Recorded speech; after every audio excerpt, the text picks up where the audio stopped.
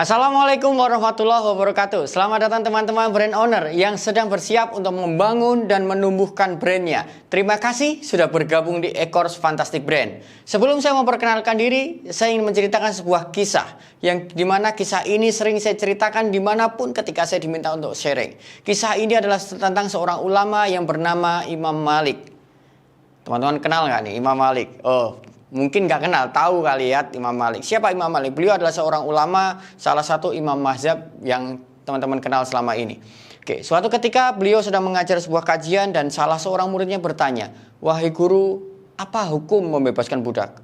Sang murid menanyakan karena penasaran, karena ingin tahu apa hukum membebaskan budak. Kemudian Imam Malik, sang guru, diam sebentar dan tidak menjawab pertanyaan itu, kemudian melanjutkan kajiannya hingga selesai. Murid ini bertanya, kok pertanyaan saya nggak dijawab ya gitu. Kemudian kajian pekan depannya murid ini datang lagi berharap bahwa gurunya menjawab pertanyaannya. Namun di pekan kedua sama tidak terjawab. Pekan ketiga, keempat, kelima sampai pekan ke-8 barulah Imam Malik menjawab pertanyaan apa hukum membebaskan budak.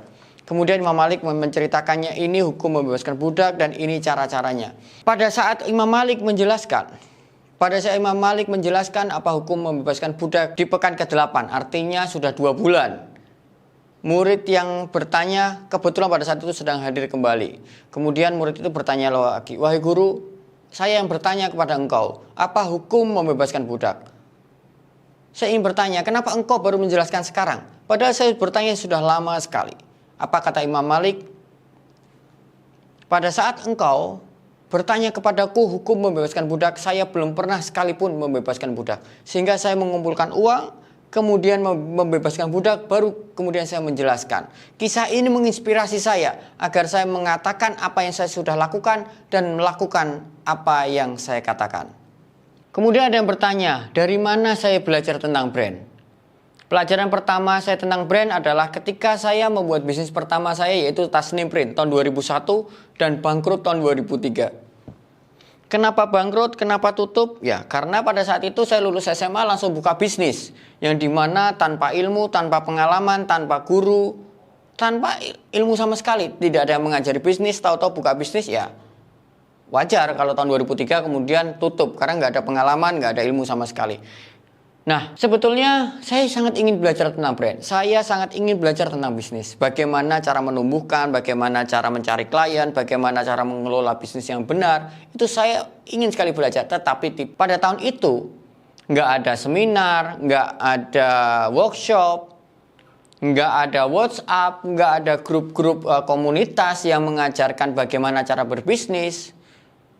Internet tidak ada, Facebook tidak ada, YouTube tidak ada. Sehingga otomatis pada saat itu pebisnis yang ingin belajar sangat kesulitan sekali. Setelah tahun 2003 bisnis saya tutup, saya belajar dari sebuah buku judulnya Positioning Battle for Your Mind, karangan dari Jack Trout. Dari situlah saya belajar brand pertama kali dalam hidup saya. Dan saya mengetahui apa yang membuat bisnis saya bangkrut tahun 2001, yaitu salah positioning. Kemudian tahun 2005 saya mulai lagi membuka bisnis baru, percetakan juga. Oh ya maaf ya, saya belum cerita. Tahun 2001, 2003 saya buka bisnis yang namanya Tasnim Print, itu percetakan. Kemudian tahun 2005 saya buka bisnis baru namanya Derajat Celcius dan itu juga percetakan. Namun gitu, apa perbedaan percetakan tahun 2001 yang saya buka dan percetakan Derajat Celcius tahun 2005? 2005 ketika saya membuka sebuah bisnis, saya sudah memiliki pengalaman bangkrut gitu. Saya tahu apa yang membuat saya bangkrut, saya tahu apa yang membuat saya jatuh, dan saya sudah belajar tentang ilmu positioning. Maka tahun 2005 saya membuka percetakan, saya sudah menggunakan brand strategi, yaitu menggunakan positioning. Alhamdulillah sampai saat ini masih berkembang. Kemudian tahun 2009 mulai banyak komunitas-komunitas pengusaha yang meminta saya untuk sharing pengalaman, sharing experience dalam mengembangkan bisnis. Bagaimana saya melakukan marketing dan branding dengan budget seadanya. Dan ternyata banyak teman-teman UKM yang merasa terbantu dan bisa bertumbuh dengan sharing-sharing saya. Dan ternyata banyak UKM yang terbantu brandnya untuk tumbuh. Kemudian saya mulai terpikir untuk membantu teman-teman UKM yang membutuhkan partner untuk menumbuhkan brandnya dengan membuat agensi, yaitu NEMA tahun 2010. Alhamdulillah dengan 19 tahun pengalaman bisnis saya, saat ini sudah 600 lebih portfolio dari 35 kategori bisnis, mulai dari kerupuk yang ini kalau secara brand strategi nggak butuh duit banyak, karena kalau kerupuk ini harganya murah, kalau teman-teman menggunakan budget besar di sini udah bangkrut dan habis duluan duit Anda di depan gitu. Sampai ada salah seorang klien saya yang minus kerugiannya 400 juta setiap bulan. Nah, gimana nih cara melakukan transformasi atau melakukan turnaround dalam bisnis salah satu klien saya yang minus 400 juta setiap bulan. Kemudian salah satu portfolio saya adalah Darut Tauhid Bandung, kemudian fashion muslimah, fast moving consumer good, kosmetik, skin clinic, travel umroh dan haji, botol kaca ASI, super minimarket Darut Tauhid, hotel, kuliner, properti, dan masih banyak lainnya. Dan beberapa brand yang masuk jajaran top brand nasional. Dengan pengalaman tersebut, saya mempolakan mana yang berhasil dan mana yang tidak berhasil. Dan kemudian saya susun menjadi sebuah formula yang saya sebut dengan NEMA Way. Agar dapat diajarkan dan digunakan teman-teman UKM untuk seluruh Indonesia untuk menumbuhkan brandnya.